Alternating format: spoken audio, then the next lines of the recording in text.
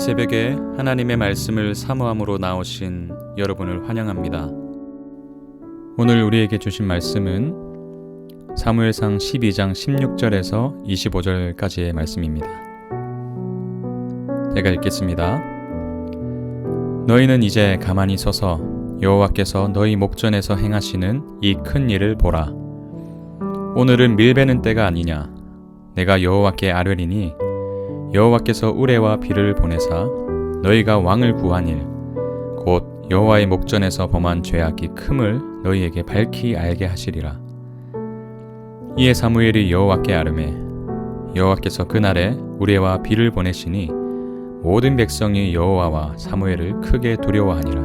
모든 백성이 사무엘에게 이르되 당신의 종들을 위하여 당신의 하나님 여호와께 기도하여 우리가 죽지 않게 하소서. 우리가 우리의 모든 죄에 왕을 구하는 악을 더하였나이다. 사무엘이 백성에게 이르되 두려워하지 말라.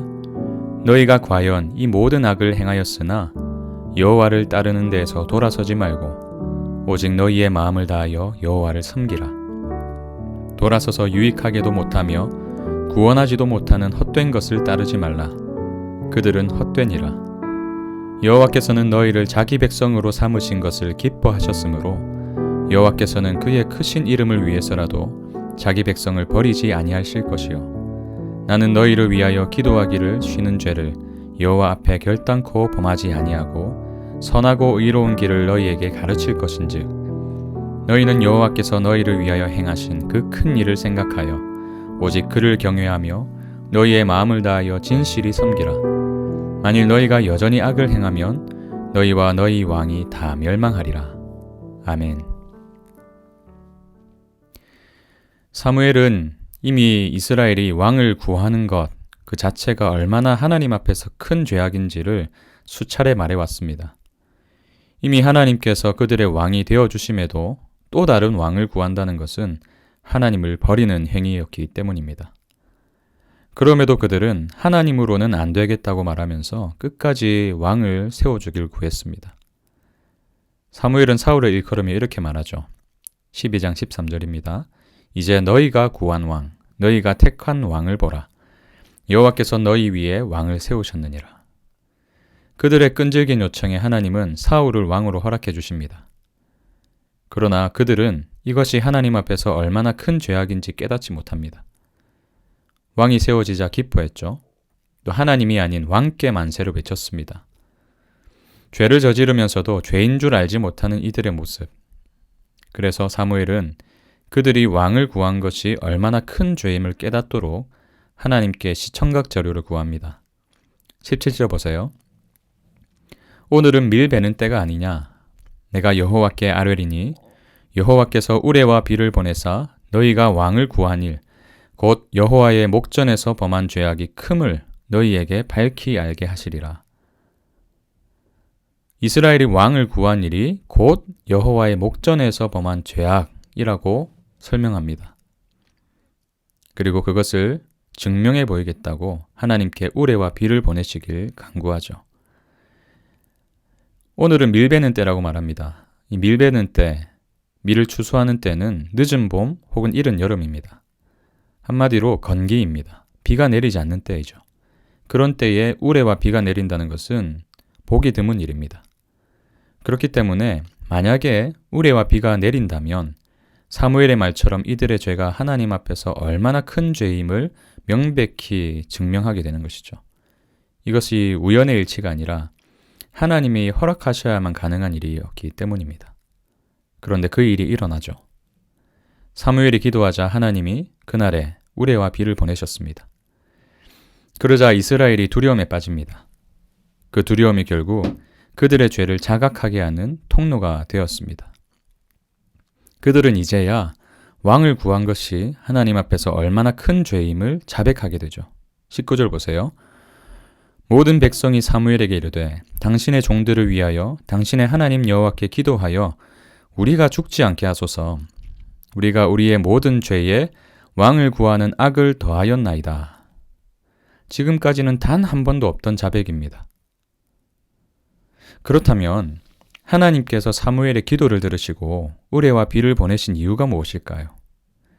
단순히 그들을 위협해서 두려움으로 몰아가기 위함인가요? 아니면 그 두려움 속에서 어떻게 해서든 그들의 자백을 받아내기 위함이었을까요? 아닙니다. 건기에 비가 오게 하시는 이적을 행하시면서까지 그들의 죄악을 보게 하신 것은 결국 그들로 하나님의 백성답게 살게 하시기 위함이었습니다. 사무엘의 말을 들어보세요. 20절입니다. 사무엘이 백성에게 이르되 두려워하지 말라. 너희가 과연 이 모든 악을 행하였으나 여호와를 따르는 데에서 돌아서지 말고 오직 너희의 마음을 다하여 여호와를 섬기라. 두려워하지 말라. 너희가 과연 이 모든 악을 행하였으나 이 악을 행했기 때문에 너희를 진멸할 것이다가 아닙니다. 평생 너희는 죄책감 속에서 살아가, 그 고통 속에서 살아가 이런 뜻도 아닙니다. 무슨 말입니까? 돌이키면 된다는 거예요. 여호와께로 돌아가면 된다는 것입니다. 악을 행했지만 아직 기회가 있다는 것이죠. 왜요? 하나님께서 여전히 그들을 택하심을 기뻐하셨기 때문입니다. 그들을 버리고 싶지 않으시기 때문이죠. 22절에 그 마음이 그대로 나와 있습니다. 여호와께서는 너희를 자기 백성으로 삼으신 것을 기뻐하셨으므로 여호와께서는 그의 크신 이름을 위해서라도 자기 백성을 버리지 아니하실 것이요. 그렇기 때문에 여전히 기회가 있을 때 더 이상 악에 머물지 말고 여호와께로 돌이키라는 것입니다. 하나님께 돌아서서 유익함도 없고 구원하지도 못하는 헛된 것을 따르지 말라는 것입니다. 주님께서 베푸신 큰 은혜를 기억하면서 오직 하나님만을 섬기라. 이것이 또 한 번의 은혜를 받은 자의 마땅한 반응이라는 것이죠. 하나님은 하나님을 버리고 은혜를 망각한 엄청난 죄악에도 불구하고 더 큰 사랑으로 우리의 인생을 향하고 계시는 줄 믿습니다. 하나님은 우리가 범죄할 것을 아시면서도 저와 여러분을 창세전에 택하여 주셨습니다. 그리고 그 선택하심에는 후회가 없다고 말씀하십니다. 오히려 기쁨의 선택이라고 말씀하세요. 그렇기 때문에 하나님의 이름을 걸고 우리를 포기하지 않으십니다. 하나님의 영광을 위한 하나님의 열심이 우리를 향한 사랑을 포기하지 않게 하는 것이죠. 이 사랑 앞에 저와 여러분은 어떻게 반응해야 됩니까? 하나님은 결코 자기 백성을 버리지 않으시는 분이시니까 여전히 죄악 가운데 살아가야 될까요? 결코 그럴 수 없죠. 사도 바울의 말을 한번 들어보세요. 로마서 6장 1절 2절입니다. 그런즉 우리가 무슨 말을 하리요?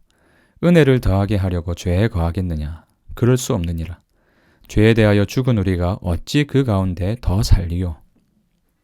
그러면서 오히려 그는 이렇게 말하죠. 로마서 6장 14절입니다.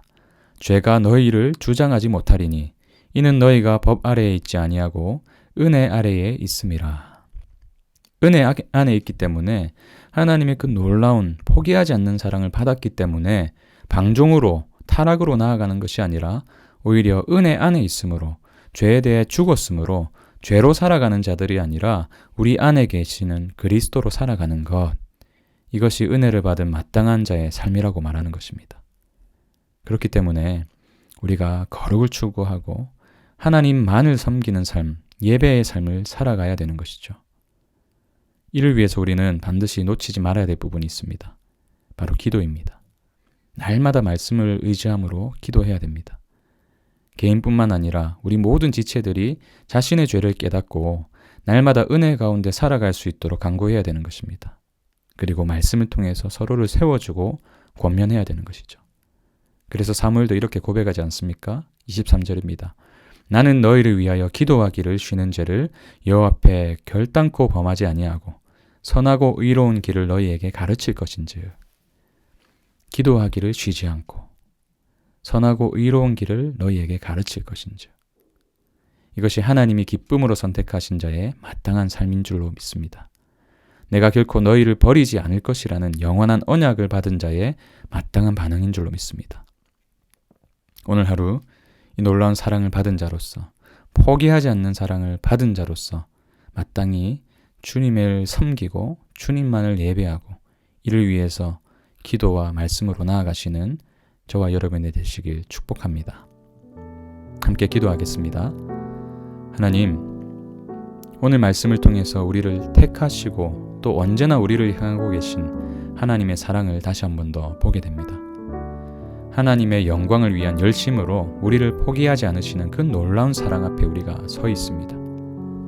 그 사랑을 받았다면 더 이상 죄악에 머무르는 인생이 아니라 오직 하나님만 섬기는 삶을 살게 하여 주시옵소서. 이를 위해서 사무엘의 고백이 우리의 고백이 되길 원합니다. 기도하기를 쉬지 않게 하시고 말씀 가운데 가르침을 받게 하여 주시옵소서. 예수님 이름으로 기도합니다. 아멘. 우리도 오늘 주신 말씀 붙들고 같이 기도했으면 좋겠습니다.